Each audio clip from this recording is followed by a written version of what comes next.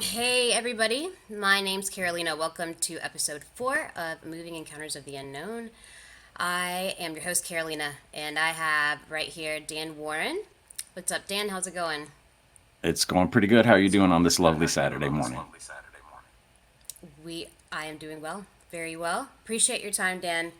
Dan and I are just going to be diving into the UFO topic, media, its global impacts, his views, and so let's just go ahead and get started, Dan. So, Works for me. So Dan, you've launched, your social media platforms. It's dedicated, really. You've been educating us on the topic for a while now. So to begin, would you be able to share with us just how you embarked on this entire journey? What moment compelled you to start your own account, and any just from beginning to end, what motivated you to do all of this? Yeah, there was a moment in my past when I was just kind of lurking in the background, observing the conversations going on and enjoying them and learning from them. And then I started to get to the point where I said, well, there's got to be a way for me to get involved because I want to start to be actively engaged in this. Because if other people are being brave enough to put themselves out there, then I shouldn't have a avatar for my image on Twitter. I should be um, secure in this topic enough to be able to put my face out there and not be ashamed of being associated with the UFO topic. So I decided probably 4 years ago to get rid of Kodos from The Simpsons as my avatar and put my actual face out there. And I started using my name to just and I'll tell you right now, it was a weight lifted off of my shoulder because I felt like I was doing something I was ashamed of, but I'm not ashamed of being involved in the UFO topic, and no one should be. So at that point, when I did change the way that I was approaching it, it did take a weight off of my shoulders and let me kind of feel a little bit more free in the conversation. And that was basically how I started to then transition into, well, if I'm willing to do this, I need to contribute. I don't need to just be a passive consumer. I need to be a active participant. And it's hard to do that in your real life because there's not a lot of people that we know in our day to day life that are deeply ingrained in this topic, like a lot of us are, to where we know all the details that are going on. When you talk to people on the street, they know a mile high view of it. And of course, the little green men, I want to believe those kind of cliche things come up in those conversations. And I tell people it's kind of like having um, a musician trying to talk to me about music is not going to be an entertaining conversation for them to have because I am tone deaf. I have zero musical ability. I understand what music is, but that's about it. But if he was to talk to another musician, the level and depth of that conversation is going to be highly entertaining to the two of them. So that's where I struggle with the day to day conversations with people because it makes you feel like you're on an island because you're the only one that knows all this amazing information about this particular topic, but you don't have an outlet. You don't have anyone to share it with. You feel like you're all alone on an island. So that's where Twitter started to kind of fill a void for me. And after I started to see what other people were doing, I decided to where can I can contribute. And there was an interview that Lou Elizondo had with Andy McGrillen over on that UFO podcast, where he basically had a call to action and said, get your ass off the couch and get involved. And at that moment, it sounded like he was talking to me. So I said, all right, I can do something. What can I do? I didn't want to start a podcast. I didn't want to do long form videos because I don't know how to do any of that stuff. So I started trying to figure out what platform could I use to my advantage to learn as well as reach a different audience and a different demographic. I didn't want to compete with people that were well established and are much higher quality content creators than I was at the time. So I found TikTok to be the most easy, the lowest level of entry as far as technical abilities, because all you got to do is have a smartphone and that's it. That's really like they have everything there for you, the ability to record, the ability to edit, and the ability to distribute it. Very easy platform to use. So that's what I started doing and just kind of dabbling in it.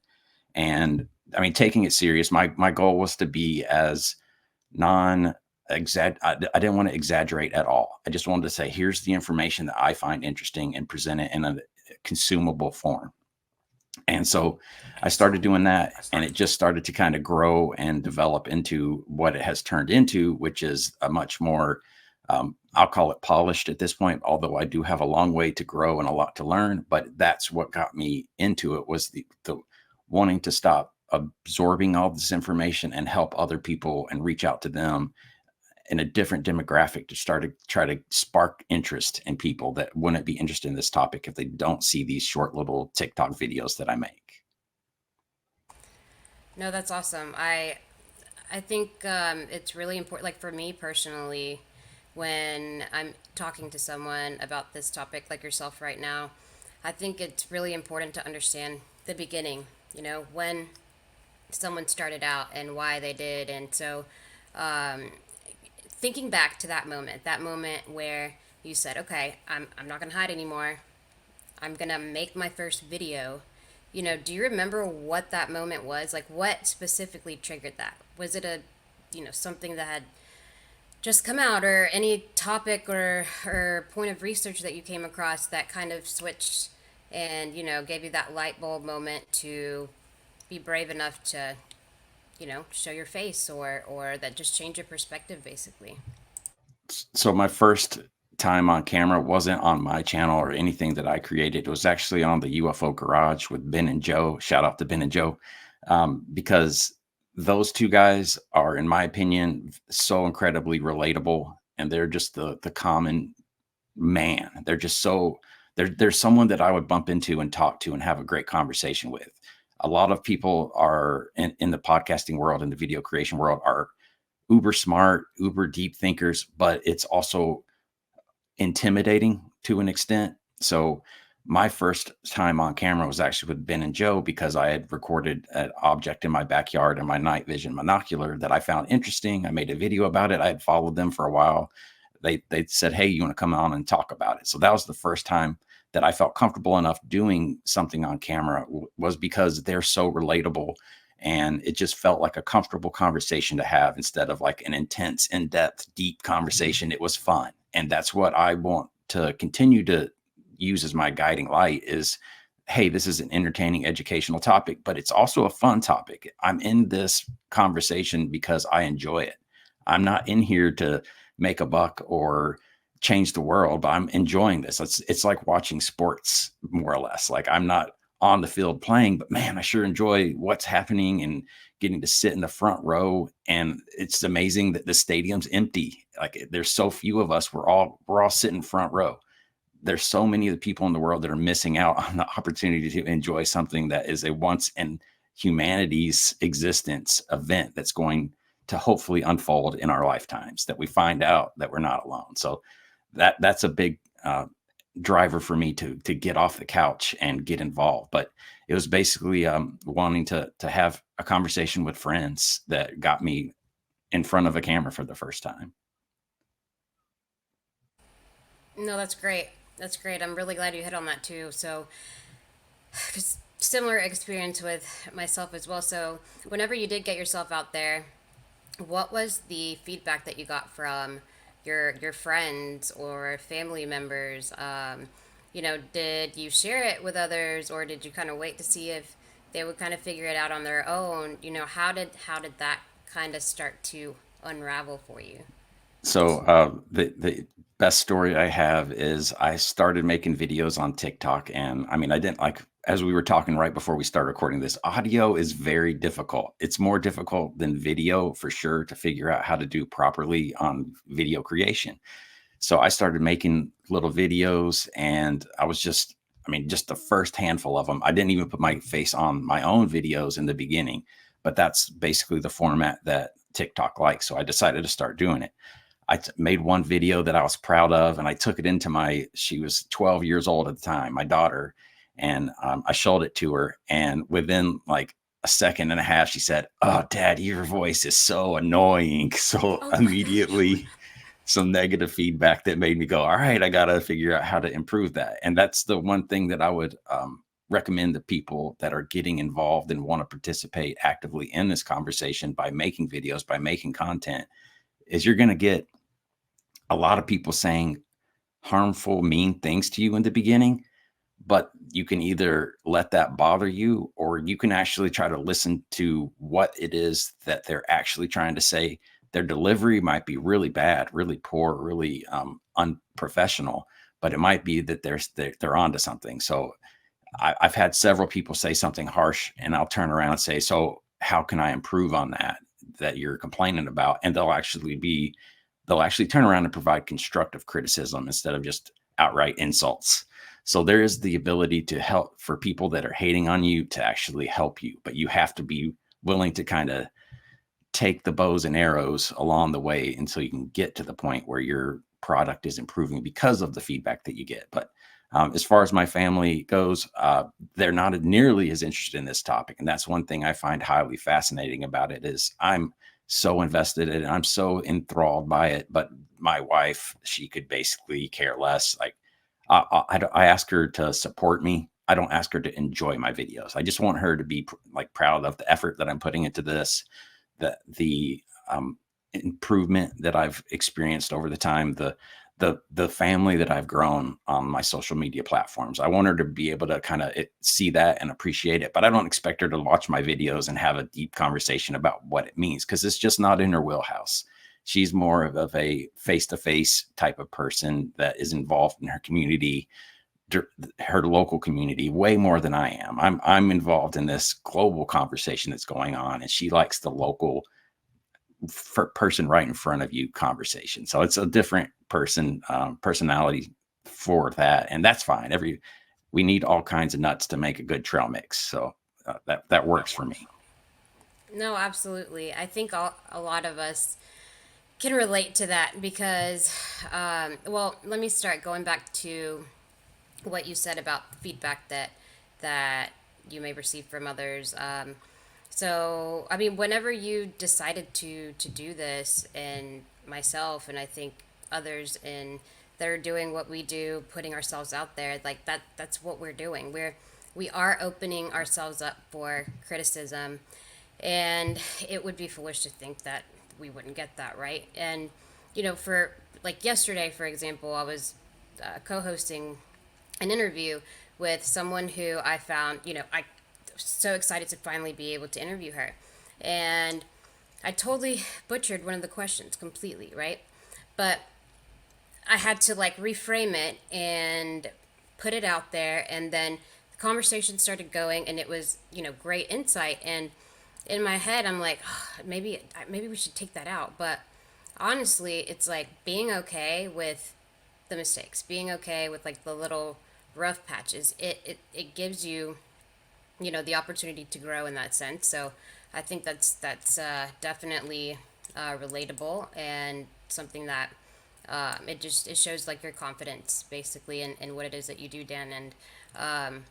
And yeah, and the friends and people that you meet within the community as well. It's almost like, and maybe you feel the same way, but that you have just as good of a friendship and connection as you would with your local friends that you see face to face on a regular basis. But so okay, so shifting into, not that we've kind of talked about, also your family. So you were at the congressional hearings, and so you brought your daughter there. I thought that was an awesome choice. So how did she respond? What was her reaction to everything?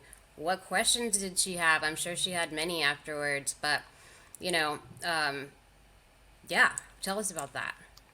So even though my daughter thinks my voice is highly annoying, I did let her accompany me to Washington, D.C. to the congressional hearing where David Grush spoke at. And the reason I did that is because I also went to the congressional hearing where Kirkpatrick and Gillibrand led it up. I hadn't been to Washington, D.C. in 20 plus years. My recollection of Washington, D.C. was not very positive. It was kind of a dangerous place when I went in my childhood, when I went in seventh grade. But when I went to the Kirkpatrick hearing, quickly realized they have done a tremendous job in making that a much more family friendly place to hang out at. And just the experience of going to Washington, D.C. is something that I was doing already. I wanted to make sure that I was going to these congressional hearings to see them firsthand, because once again, once in a humanity experience to go through something like this. So I want my children to be able to experience that along with me. They might not realize the significance of it at the moment, and I'm sure she doesn't. But in the future, like there's been so many news articles that have referenced back to that event, and I can turn to my daughter and say, "You were at that. You remember that. You experienced it. You didn't know what was going on exactly, but you're there. You witnessed history firsthand in the making." So that's what I want to be able to provide for my children. If I'm as optimistic about what's going on as I am, I don't feel like I should completely leave them out of the picture. If I can involve them in some way, shape, or form, which they're in my videos occasionally, and they tend to be a fan favorite for a lot of folks out there. But it's definitely a shared experience that I want to have with my family, because I also don't want them to be completely blindsided if all of a sudden we get news one day from the White House or from wherever it comes, and I don't want them to turn to me and say, "What in the world are they talking about?" My kids already know stuff's going on. They know who Lou Elizondo is. They know the names in the community that we are involved with. They just don't know the significance. So in the future, I want them to be able to look back and kind of remember this time fondly. The first congressional hearing that Bray and Moultrie had like a year and a half ago, I'd say. I'm the neighborhood school bus for the middle school. I take two families worth of girls to school every morning. So there's four daughters in my car that morning. I took off work because I was like, I'm staying home. I'm watching this. This is my Super Bowl. So I made sure on the way to school to stop at a gas station and buy them all like a drink. They can get a special treat just so that they can remember that time when Mr. Dan took us to the gas station. And now their family can look back and I can say, "You guys remember this because of that." So like I'm trying to slowly just kind of put little flags in their memory to help them think back to this situation, because at some point the torch will have to be passed. Maybe my children get involved in this, getting interested in it in the future.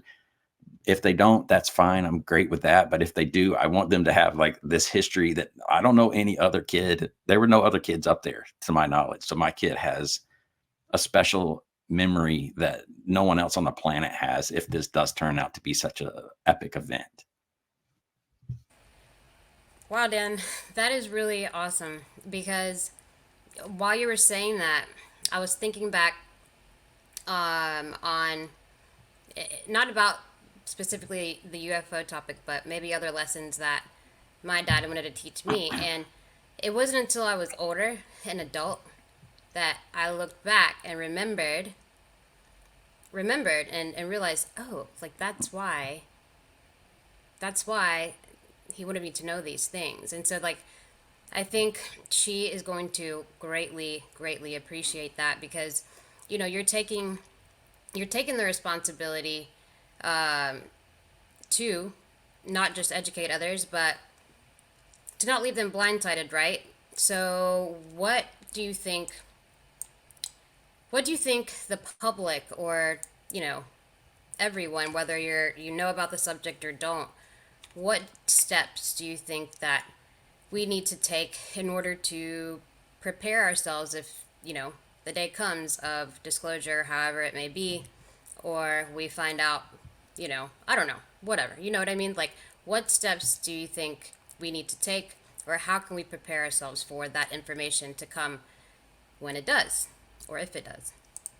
Okay, so this is going to go back and tie in all these wonderful little conversations we've already had, because before I even started making videos, I got Lou Elizondo posted a tweet and I responded to him, and he actually responded to me. And that was one of the catalysts for me going the direction I did with my video content, because I can't remember exactly what his tweet was, but I asked him, "Hey, Lou, do you have any advice or recommendation for should we be discussing this with our children? And if so, how do we have this conversation with them without freaking them out?" And he responded and basically said, "You need to do it in a responsible manner and just be very truthful and tell them what you know, and don't overload them, but just prepare them with what you think is interesting and um, what you see as the important parts of this conversation." So that's another reason why I decided to start using TikTok, is because there's a whole generation of kids on there that might see my video, and I want to and I make my videos so that I could look in that same camera and tell my kids the same things that I believe to anyone's kids. I'm making my videos for my documentation of my learning process throughout this entire event. And I want my kids to be able to see that if it is something that turns into something greater than all of us combined. So I'm also wanting other people's kids to feel like they could look at me, and I'm giving them the same information that I would be proud to give my kids. So I'm trying to be an honest broker with what I know, and I'm only using open source information. So everything I have is readily available elsewhere to kind of back up and dig into further. But that was one of the things to me that kind of stood out, was that email or that text message from, not text message. I don't want to call it X. I'm going to stick with Twitter for now. When I got the Twitter reply from Lou about how to speak to your children about this, that to me was kind of a significant moment. And that has been a catalyst for me, keeping them involved, keeping them engaged. And I have two daughters. The one that didn't get to go had dance team practice that week, so she couldn't leave. And she's very upset about it still. So that I have a makeup trip to give her at some point in the future. Wow, yeah, no, that's really cool. It's almost like, um, you know, I feel like this topic sometimes even like chooses people on its own in a weird sort of way. So, as far as putting all of this complex information together to make a video so that it is easily digested by people, can you walk us through your thought process, or just your creative process on how you, like, just I guess your strategy on how to best take all this information so that the normal every day to day person who may not know about this topic can understand. So I am a engineer by education and occupation, and I've given so many PowerPoint presentations. I've written so many emails. I've had so many conversations about technically complex topics with people that don't have the same skill set that I have as far as education goes. So I quickly learned that if you use numbers, you're going to lose people. So what I've done is try to, over the course of my career, what I how I've become successful in my profession isn't because I'm good at math. It's because I'm good at breaking things down to where anyone can understand it. So I'm not trying to talk above anybody. I'm trying to talk to the target audience. It's the person listening to me.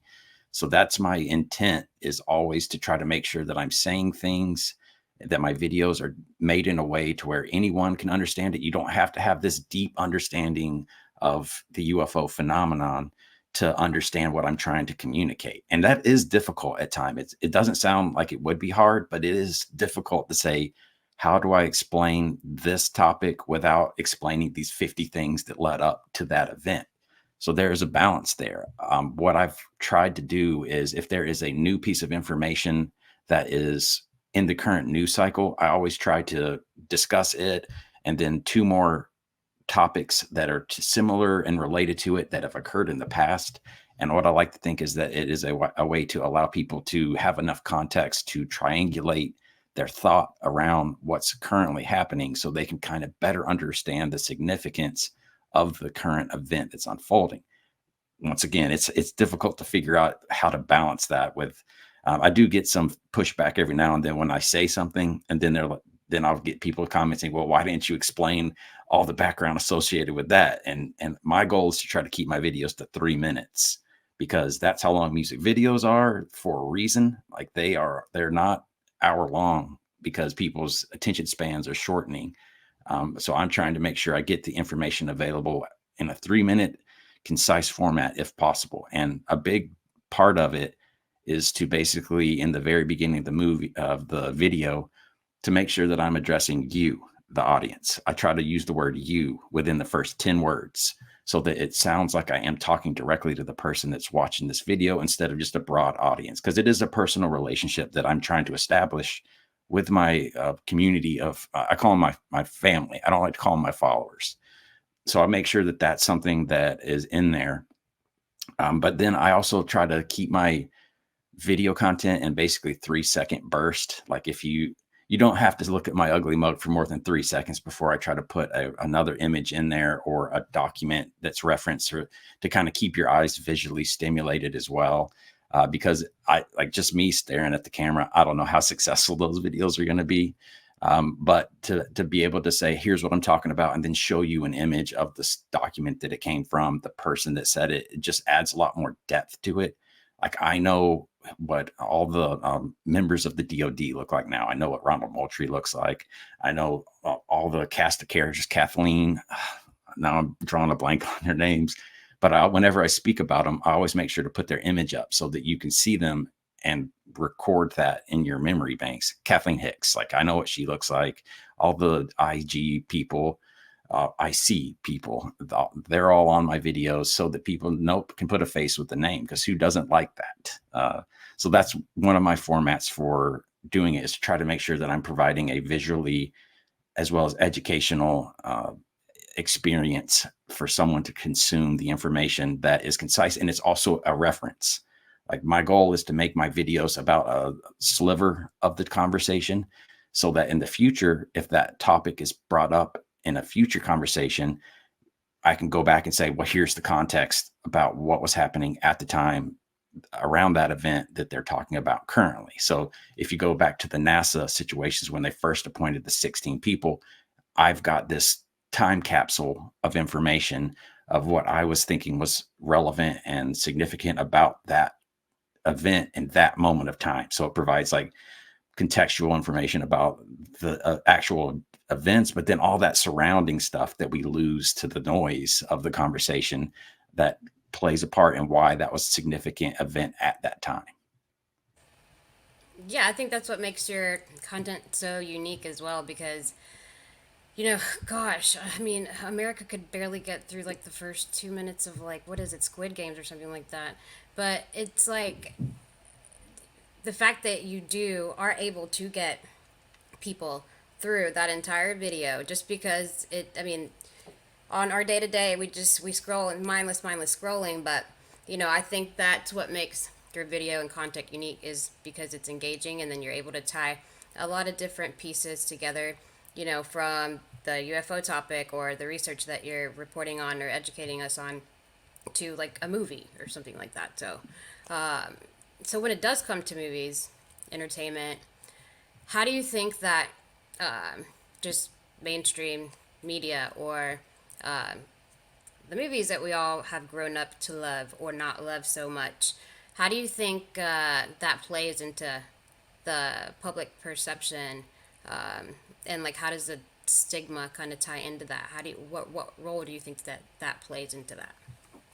So I think that is a very complex question.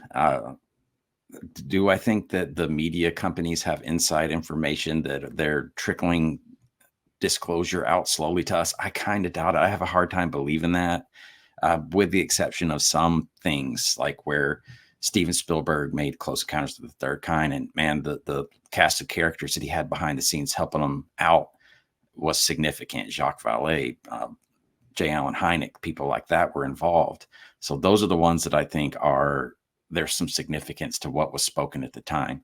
And there's actually a 20-page document that a 20-page letter that NASA sent to Spielberg, encouraging him to not release that film due to the ramifications it would have. It's documented in a magazine interview that he gave back in '78. Really interesting story. He's never released that 20-page document. That's one thing that I wish would happen, that we could see that.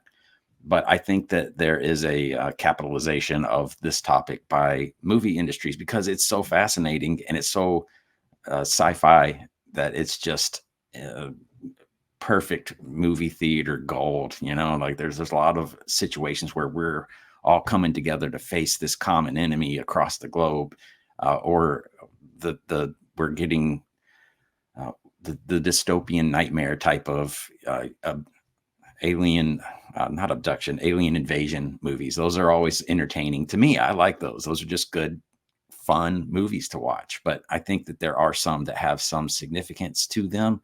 And I think as we've moved on, like the latest one I can think of is Arrival. I don't know if it came out more recently than Nope, but Arrival in particular is taking a more serious approach to, okay, how would we respond to a situation that arises where something comes and tries to have a conversation with us? And I think that they're becoming more and more of a reflection of what could be than the fun and games of the past, of the Independence Day variety. So I think there's some significance there, but I also I get a lot of people saying like, well, the only reason we think that they are grays and they look like is because of this movie that had that type of a character in it. But I always go like, well, where did that person get the idea to put that in the movie from? Like it had to have come from somewhere. Did he pluck it out of his mind, or is there something that was going on at the time that we've just kind of lost to history that was being discussed? And that's how he said he found out that, well, they don't look like us. They look like these little gray aliens. And that's where they came into the movies that they were making a long time ago. So I think the chicken and the egg situation arises for me when it comes to movies and the UFO alien connection to them. Arrival, I am halfway through that. I will admit I have not watched, gone through the whole movie, but that seems to be like a very standout one. People were like, "Oh my gosh, like what are you doing? Like you have to watch it now." So we'll definitely make sure I wrap up that movie and watch it today because, like you said, it does give you it is different than your Independence Day and your your crazy creatures and it's I think it's cool too to look back like a decade or however many years ago it was made, or just other movies, and how the topic is still as interesting, if not even more, as it was back then, and we're still kind of trying to understand. So do you think that, in your opinion, do you think that in our lifetime we will have some kind of confirmation, or disclosure on what all of this phenomena is? And if not in our lifetime, do you think maybe our children's lifetime? How close do you think we are to the next step in this whole thing? So I'm not a gambling man, but if I was going to make a $1 bet, I'd say that there's going to be a significant advancement in the conversation within the next 10 years. I don't know how long it's going to take and I also want to touch on that disclosure word that you used, because I don't think there is one disclosure. I think it's different for a lot of people that have encounters, people that are touched. I'll say that's a disclosure for them. Some people are just fully on board with, well, the military released this footage of the Nimitz encounter. That's disclosure for them. Like it's not there for me yet. I'm still waiting for something more um, tangible, in my opinion, and I hope that comes. But like even with David Grush's testimony right now, that's disclosure for some people. It's not for me. So it kind of is a sliding scale as far as what disclosure is. But I mean, I'm keeping my fingers crossed that it's in my lifetime, because I want to be there for it. I'm sitting in the front row right now. I want to see the game winning play where we get to see the president come out and say something, or even not the president doesn't have to be the one that says it, but just some form of indisputable evidence that's released to the public to consume. I almost hope that the Catholic Church gets involved and kind of puts something out there, because their historical records go back so much further than the United States of America. If they have a way to bring about disclosure and it's wrapped in a historical context, I feel like that's a much easier pill for people to swallow than, hey, something showed up in 47 and we're still trying to come to grips with it, versus, man, it's been here a long time. It's neutral to us. We are completely out of our league trying to keep up with this thing, but it's not malevolent and it's not benevolent. It's just kind of neutral to us, and it's been here for a long time. It will continue to be here for a long time, and it's influenced us in our past. So it almost feels like at that point, if we discuss it like that, it's like an extended family is how I kind of look at it. Like, yeah, I don't like using the term space brothers or whatever. But that's kind of how I feel like if it's come up in recent conversations with David Grush that there have possibly been manipulation of our DNA a long time ago. That's the same thing Lou Elizondo said about a event that occurred 70,000 years ago in our past, that we were tweaked. So if that's the case, we all get our DNA tested to see what our heritage is. It's not the one, like I'm like so much British. It's not even funny. I'm almost full on British, but there's those little slivers of things that you don't expect to show up in your DNA results. Those are the ones that you're most fascinated with.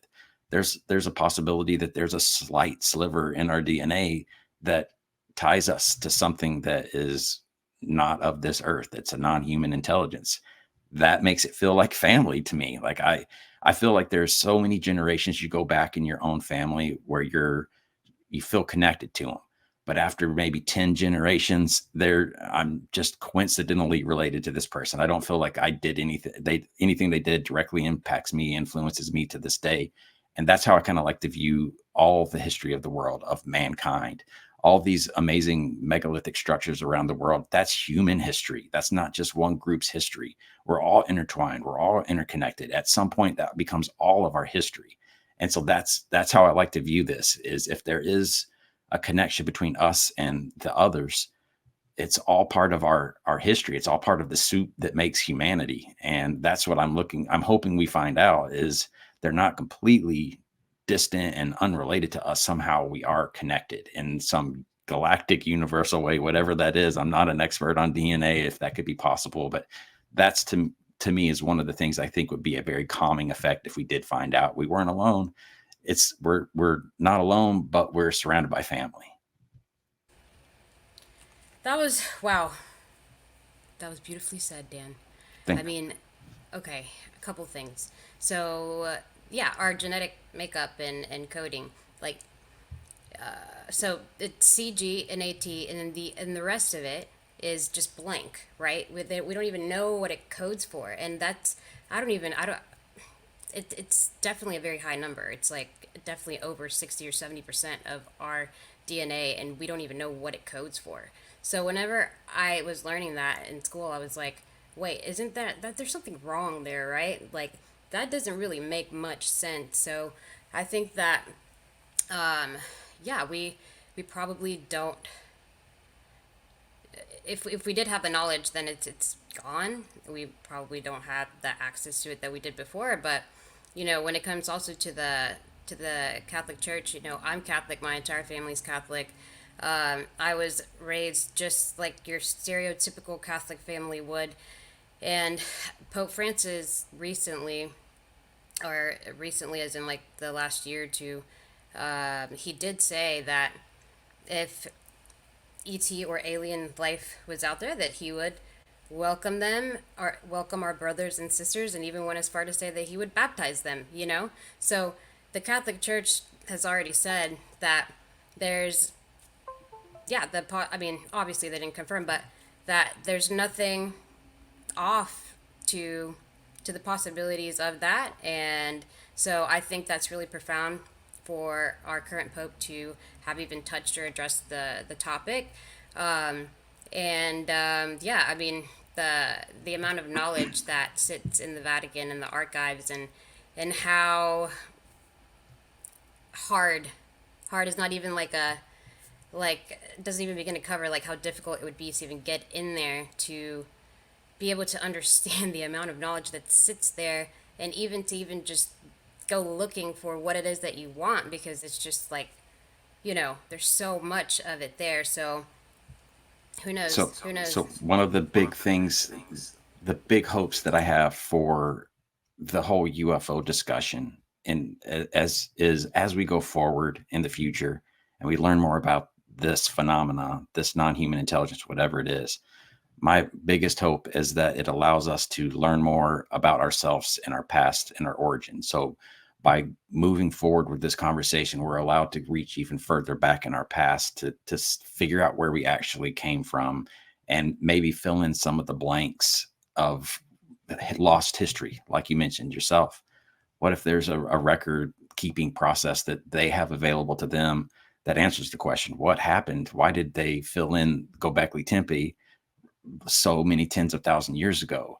What happened? What civilizations are under the current sea level that we aren't even aware of right now? Things that occurred in the ice age before us. Human history continues to be reset as far as when we started becoming advanced and civilized. So we've gone from the Sumerians 5,000 years ago to Göbekli Tepe 10,500 years ago. And then Gudon Badang has just been basically verified to have been a structure that was created 25,000 years ago. That is going to continue. And those are all in areas that are above sea level now. Imagine what we're going to find in the past when we can start using something along the lines of LIDAR that they use in the Brazilian jungles right now. If we can start doing that underwater to look through the sand, to find structures that have been lost to time, lost to the oceans, we're going to learn so much more about our origins and where we came from. And I'm a big advocate for Graham Hancock. We're a species with amnesia. I feel like there have been cataclysms that have occurred that have reset humanity time after time again. And there's only echoes of it that remain in our legends, our lores, our religious texts, things like that. That's what I'm hoping that we end up starting to get a better feel for. All these things that we considered somebody's imagination, maybe there's more truth to it than we ever realized. And hopefully moving forward, finding out more about these NHI kind of fills in the blanks for us and helps us better understand ourselves. Yeah, absolutely. And, you know, the amount of information that probably lies beneath, beneath where the ocean, we don't know barely anything about it. So I'm still kind of perplexed as to why we haven't done more research. Maybe I don't know if we don't have the right technology or what it is, or if maybe certain scientists don't want to lose credibility or whatnot. I think that's also a big thing that's like bottlenecking this whole thing is that like the stigma around maybe they do and are curious about this and they have the technology and tools to be able to kind of do some research and collect some data on it, but because of the stigma around it, they may not want to lose credibility in the community, so or in their field. Do you think that that also has a big impact as to why we're maybe not as we don't know as much about these things that you're just explaining? Absolutely. So I think one of the faults, one of the flaws of humanity is that we think we know everything. We have a lot of hubris. So what I think has occurred in the past, in particularly archaeological expeditions, is they say, okay, we suspect that there was something in this location 5,000 years ago. Let's dig down 5,000 years in the dirt layer and see if we can find it. And either they do or they don't. But at that time, they say, okay, we're done. Let's go. They don't go any further down. They stop at that location. Most of these history changing discoveries are found during like highway installations where people are just randomly digging and all of a sudden there's a bone, or they're excavating in the Denisovan cave in France and they find a tooth, and it informs us that we weren't alone as far as humans go on this planet. We shared it with other species similar to us at the same time that lived amongst us that had different physical characteristics, mental abilities, things like that. So it's a accidents are more useful in archaeology than directed attempts to try to discover things for the most part, in my opinion. But as far as the underwater stuff, there is a humongous technical difficulty associated with exploring underwater. It's a lot more dangerous. You don't have air down there. That's one of the big hurdles. It's a difficult location to work in. It's just similar to the UFO subject. We all focus on the tic tac and the encounter that occurred over and off the coast of San Diego. There's not anything we can do to get more information about the object that was underwater, the USO subject, the unidentified submerged objects. Those are the ones to me that I think are going to kind of open up our aperture and make us rethink the way that we're approaching it, which in my opinion, of all the UFO related movies, The Abyss is the one that I would think has the most likelihood of being an accurate representation of what we're experiencing. Of course, there's aspects of it that are kind of silly, or out of the realm of possibility, I'll say. But there's so much truth or possible truth to, hey, if someone was from a water world outside of our solar system, they wouldn't be hanging out on our surface. So I think about like the US UFO USO situation similar to us. We look around in our skies constantly. We're monitoring it 24/7 because that's our natural habitat. We go underwater for short durations of time and then pop back up.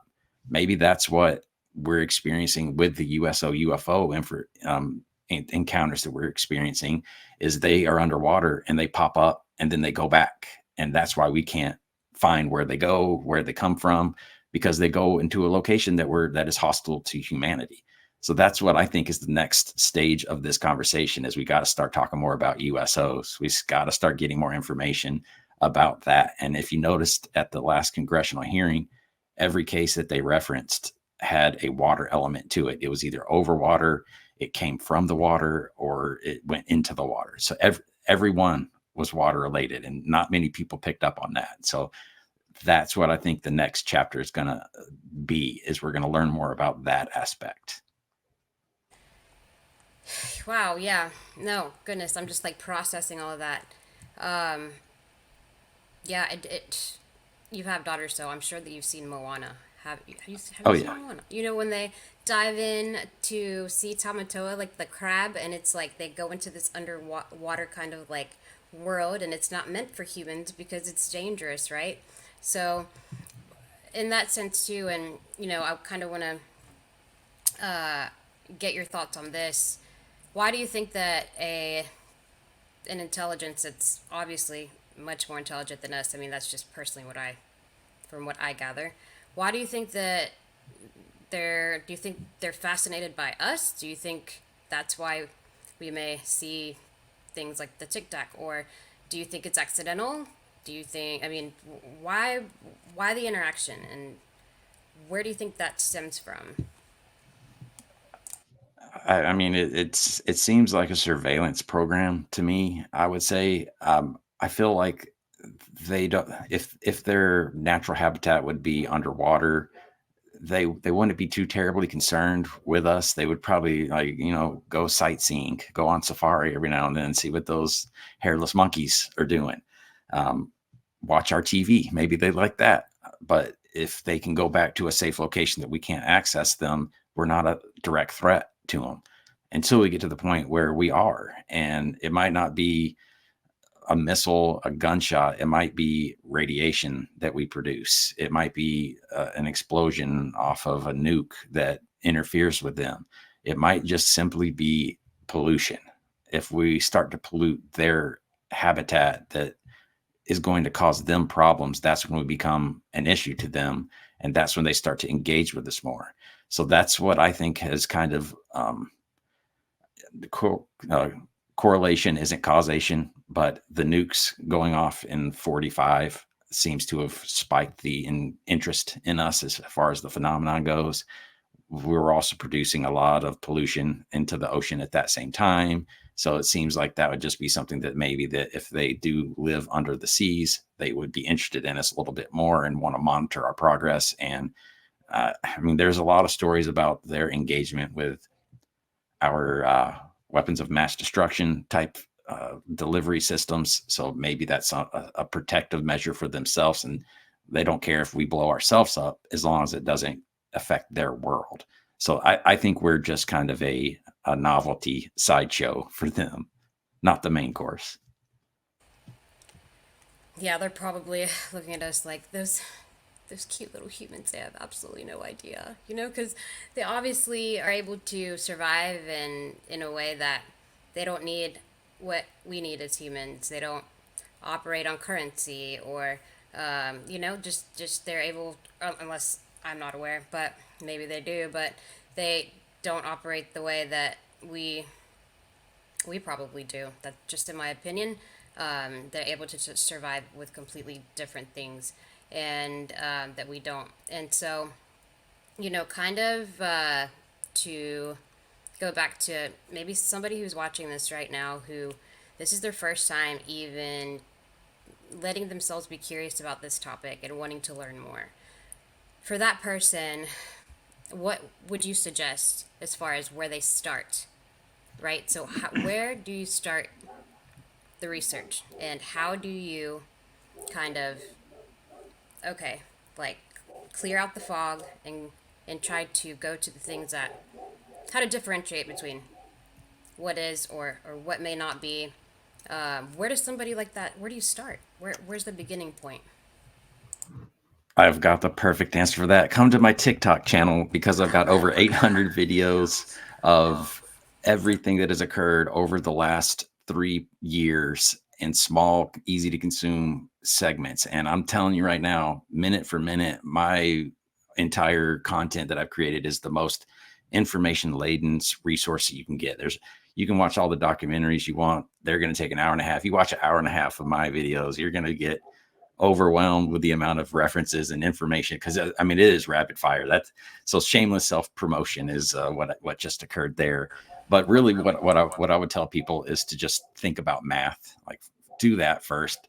Come to grips with what infinity is. Come to grips with how large the universe is and how small we are. Look at the Carl Sagan image of the pale blue dot and then use that as your context to turn around and look out from here. How far away from Earth could we send a device to turn around and see ourselves? That's how far we're able to see other civilizations in the universe. We can't see ourselves from very far away. The mirror doesn't have that great of a lens on it. So there's all kinds of unknowns that we have in our world. We have a small sliver of the visible spectrum. We don't know what we don't know. And that's what you need to understand and come to grips with. And then you need to start to say, well, if I don't know everything, if humanity doesn't know everything, what could we be missing? And start to challenge yourself mentally and just say, if I was coming from somewhere else and I wanted to interact with these people, how would I do it? Or even if I was in a different dimension, like how would that work? That was going to warp your brain. So maybe not start with that one. That one's difficult for me to this day. But there's all kinds of resources and videos and podcasts. It's just there's so much. When I first started getting into this heavily, I was waiting for the next video to come out like 5-6 years ago. I was waiting for the next podcast to come out. And about 3 years ago, it got to the tipping point where there's so much content being created on this topic that it's overwhelming. I can't keep up with it all. I miss podcasts. I miss videos. I miss news articles. It's a lot of information that is at your fingertips right now. And that is what I think is the difference between the current disclosure effort and the disclosure efforts of the past is it's not reliant on a handful of people that are highly educated, highly credentialed to come in with a sledgehammer and break open the secrets of the government. We are currently going through a phase of disclosure with social media as our main tool, and it is allowing us to go to these places and basically cause the secrecy to die a death of 1,000 cuts. There's not one person that is going to break this open, but as a whole, this entire community can just do a little bit to contribute to the conversation, a little bit to spread the information and demand answers from our government to get the dam to break. That's what I think is different about this time. And that's why I'm optimistic that it'll happen in our lifetime because of technology, because of social media as our main weapon of choice. No, that's I'm glad to hear that you have optimism because that was something that I was going to ask you, but you've already basically said, that you are optimistic about it, and that, and I'm assuming that from when you started researching this topic to now, that you'd say we're making a significant advancement into learning more. Is that right? Yeah. Let me also say this, something that has changed in my perspective on this topic just recently, because I've been very much, man, it's not going to be real until the government tells us it is and they admit to it and we learn all of the secrets. But there's just been a huge amount of civilian scientist efforts that are popping up the SCU, the Soul Foundation, all these different groups that are getting on board and trying to get us answers outside of the government. I'm almost thinking that might be the path to success for this, because it seems to be gaining momentum as each and every day passes. That we might end up getting answers not from who we expect. We might not be able to beat the gatekeepers. I like to think about the way the secrecy of the government is set up. It was set up back in 40s in the 40s during the height of World War II.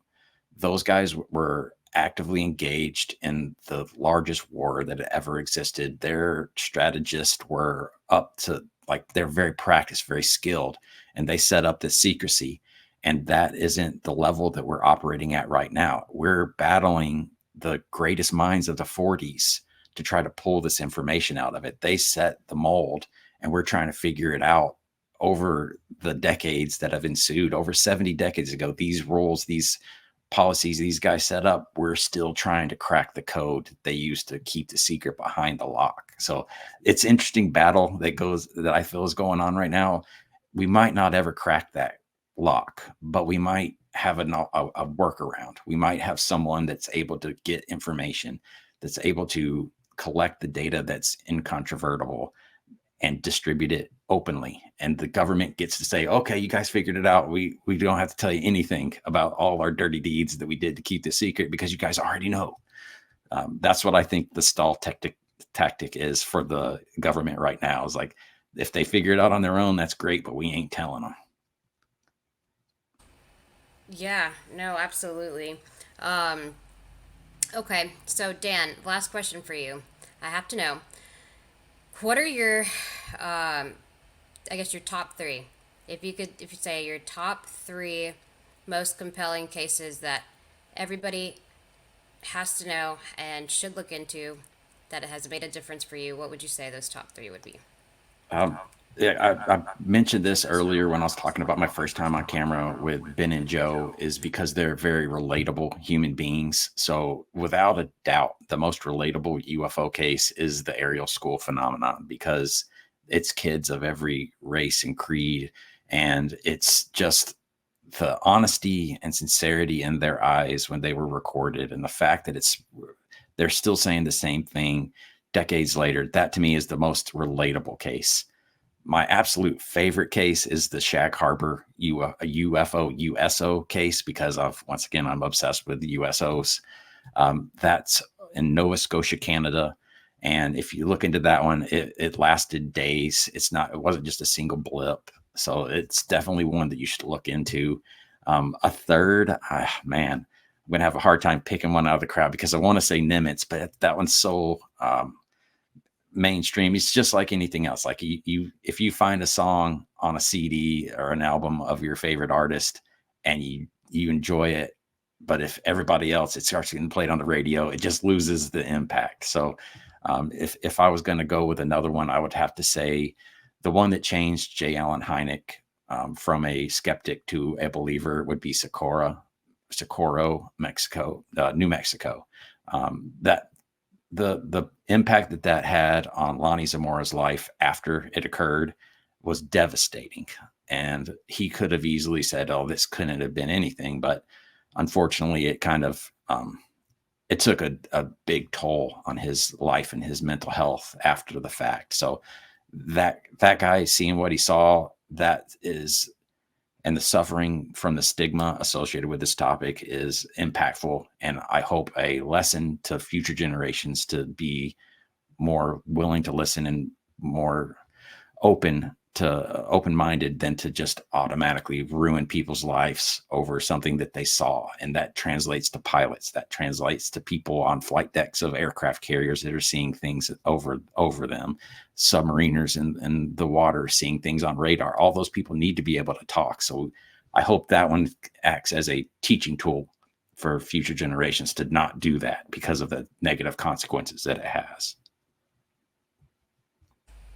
Yeah, I have faith in our next generation, that they will, grow to be smarter than us, and not repeat the same mistakes. But Yeah, I mean, Dan, I know like we've gone over the hour a little bit, but I just want to say thank you so much. I know the first time around we ran into a little bit of issues, but it doesn't matter. I'm glad that we got to sit down for the first time and have this conversation. And hopefully one day you will decide to have your own podcast, and then we can all watch you every week or something like that would be great, you know. But for now, we will catch you on TikTok. So tell everybody, where they can catch you and any cool new things that you may be up to that we can expect in the future. Okay, so the way that my videos work is the primary source of them all, where they all are, is TikTok. But because of the fact that they're short videos, I'm able to post them on all different forms of social media directly. You don't have to click on anything else. So if you want to follow me on TikTok, it's Fifth Pillar of Emphasis. If you want to follow me on Instagram, I actually end up going from about 2,000 to 62,000 followers over the course of like a month because one video went crazy. Follow me over at Instagram at Fifth Pillar of Emphasis. And I'm also on Twitter/X as Hey, look over there. Look is spelled with a U instead of two O's because someone beat me to it. But yeah, and I'm also on YouTube, but it's not a very successful channel. It's um, Fifth Pillar of Emphasis on YouTube as well. I hope you'll subscribe to that one because I'd like for it to grow so that I could expand on that platform as well. So please check them out. Let me know which one you like the most. And it's pretty much all the same content, but we'll see if I can start making longer content that would be on the YouTube channel. That's awesome. Well, thanks again, Dan. And would love to, in the future, maybe next year after um, the holidays and some new things that will happen next year come out, we can sit down and chat about them again. And so yeah, it's been awesome. Thank you guys. That wraps up episode 4, and you guys go check out Dan's work. And we'll see you back here on Moving Encounters for episode 5. Bye, everybody. Thank you guys.